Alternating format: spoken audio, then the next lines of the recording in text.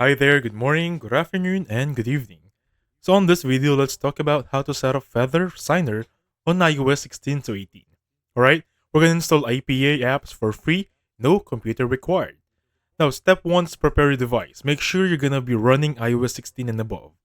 Basically, just go to Settings, General, and About, and make sure you're connected to a Wi-Fi network. Also, we're going to use only Safari and not any other browser, alright? Now for step 2, download Feather Signer application. Now opening Safari and go to their official website, that would be this one right there, feathersigner.com. Click install, download app, and basically click on allow.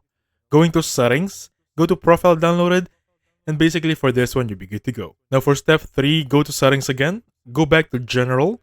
You might look for VPN and device management. Tap Feather Signer profile, and basically click on install. Enter the passcode if prompted. Now the passcode would be your passcode for your phone. If you don't have any passcode for your phone, it will not be prompted, alright? So tap install again and be done with it.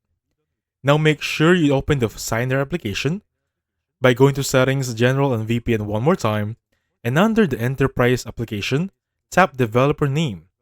Make sure you trust the developer name and then confirm. Now moving forward to IPA files, which is no computer or personal computer needed. Launch the application, which is Feather Signer. We're gonna import some IPA here. Choose the IPA file from Safari, files, or third-party sources. Tap sign and install and wait for the prompt. Now once prompted, click on install. Moving forward to step 6, use your satellite, install the application. After installation, the application will appear on your home screen. Tap open and start using your application. Now these are gonna be the tips and troubleshooting. So if untrusted developer error appears, repeat step 4, which is going to be this one. Alright? Just trust the developer certificate. Free Apple certificate expire in 7 days. Basically, you just need to re-sign as needed.